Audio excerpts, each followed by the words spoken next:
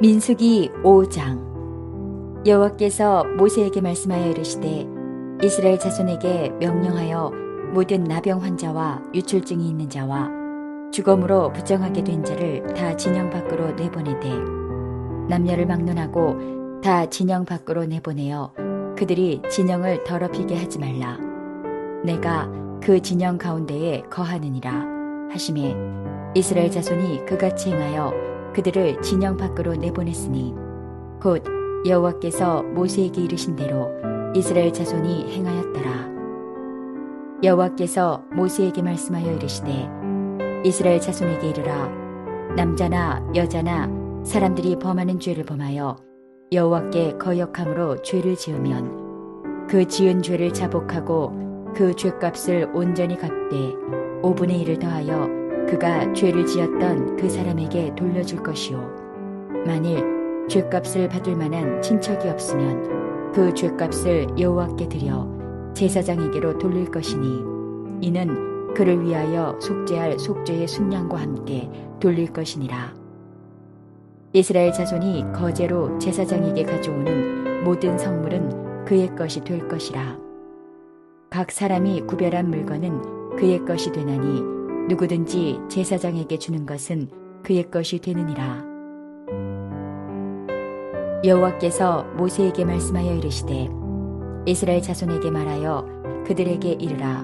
만일 어떤 사람의 아내가 탈선하여 남편에게 시니를 저버렸고 한 남자가 그 여자와 동침하였으나 그의 남편의 눈에 숨겨 드러나지 아니하였고 그 여자의 더러워진 일에 증인도 없고 그가 잡히지도 아니하였어도 그 남편이 의심이 생겨 그 아내를 의심하였는데 그의 아내가 더럽혀졌거나 또는 그 남편이 의심이 생겨 그 아내를 의심하였으나 그 아내가 더럽혀지지 아니하였든지 그의 아내를 데리고 제사장에게로 가서 그를 위하여 보리가루 10분의 1 에바를 헌물로 드리되 그것에 기름도 붓지 말고 유향도 두지 말라.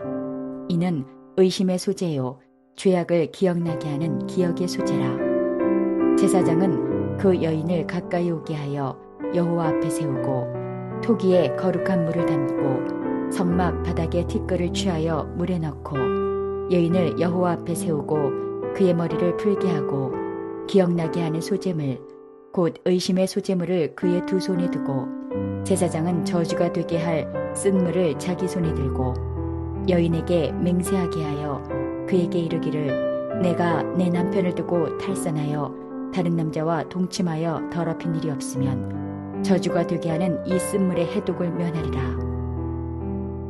그러나 내가 내 남편을 두고 탈선하여 몸을 더럽혀서 내 남편 아닌 사람과 동침하였으면 제사장이 그 여인에게 저주의 맹세를 하게 하고 그 여인에게 말할지니라. 여호와께서 내 넓적다리가 마르고 내 배가 부어서 내가 내 백성 중에 저주거리 맹세거리가 되게 하실지라. 이 저주가 되게 하는 이 물이 내 창자에 들어가서 내 배를 붓게 하고 내 넓적다리를 마르게 하리라 할 것이요.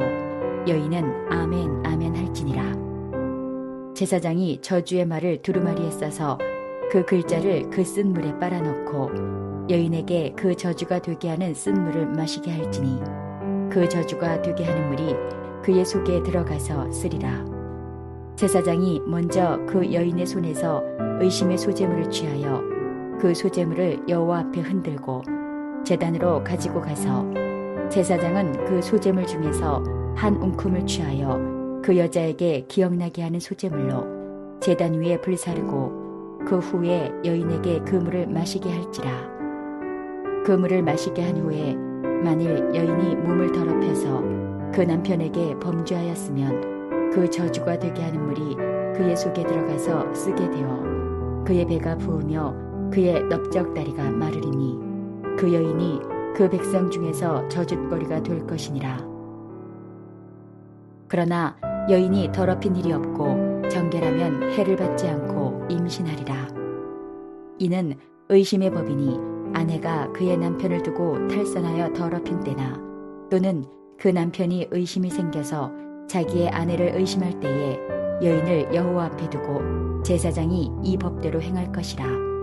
남편은 무지할 것이요 여인은 죄가 있으면 당하리라.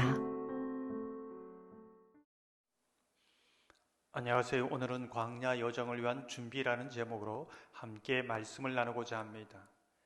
광야 여정을 위해서 무엇을 준비해야 하는가?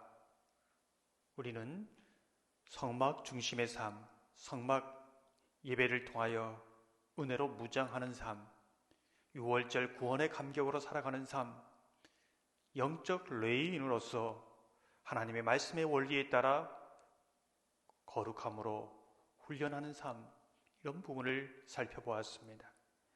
오늘 본문을 보면 이스라엘 공동체 안에 발생하는 다양한 죄를 어떻게 정결하게 다루는지를 말씀하고 있는 것이지요. 공동체 안에서의 정결, 이 부분은 광야 여정을 위해서 그 여정을 준비하는 우리에게 무엇을 말해주고 있는가 묻게 되는 것이지요. 여호수아 5장에 보면은 여리고성 점령이라는 영적 전투를 앞두고 하나님께서는 이스라엘 향하여 이것을 준비해야 한다라고 말씀하고 있는 것이지요. 그 준비가 무엇입니까? 한마디로 얘기하면 거룩함입니다. 성결함이지요. 그렇다면 구체적으로 거룩함이란, 성결함이란 무엇인가?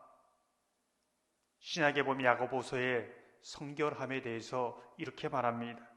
마음속에 독한 시기와 다툼이 있으면 자랑하지 말라.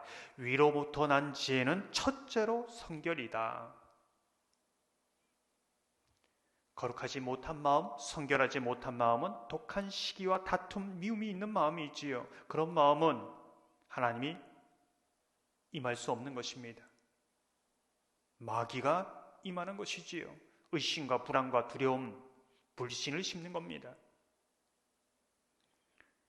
거룩함이란 하나님을 사랑하고 하나님을 예배하는 삶, 하나님을 신뢰하는 삶, 사람들을 사랑하며 관용하는 삶으로 나타납니다. 그 마음속에 하나님이 임재합니다. 역사합니다. 능력을 나타내시는 것이지요.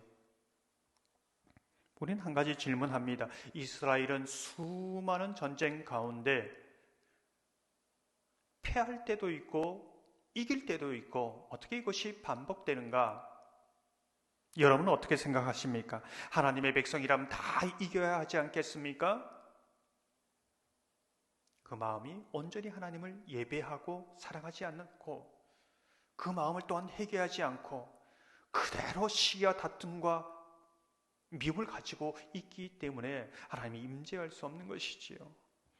하나님께서는 거룩한 마음 가운데 임재하십니다. 하나님께서는 거룩한 공동체 가운데 임재하십니다. 그것이 하나님의 백성의 능력입니다. 승리의 비결이지요.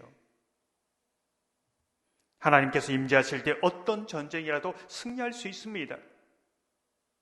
6절, 7절에 보면 이렇게 말씀합니다. 이스라엘 자손에게 이르라. 남자나 여자나 사람들이 범하는 죄를 범하여 여호와께 거역함으로 죄를 지으면 그 지은 죄를 자복하고. 하나님의 백성의 가장 큰 은혜는 무엇입니까? 죄를 자복함으로 거룩함을 회복하는 길, 그 길을 열어놓으셨다는 것입니다. 우리가 그것을 점검하고 늘 하나님의 임재 가운데 살아가야 하는 것이지요. 특별히 오늘 말씀의 전체 부분의 중심을 차지하고 있는 부분은 이 거룩함은 개인, 공동체 그리고 가정의 삶까지 이어지고 있음을 말씀하고 있습니다. 30절을 보면 또는 그 남편이 의심이 생겨서 자기의 아내를 의심할 때에 여인을 여호와 앞에 두고 제사장이 이 법대로 행할 것이라. 가정은 교회 공동체의 작은 처소라고 말씀드릴 수 있습니다. 부부가 하나님의 말씀에 따라 존중하고 신뢰할 때 하나님은 그 가정에 임합니다. 역사하는 것이지요. 은혜를 베푸십니다. 그것이 강력한 교회 공동체의 기초가 되는 것입니다.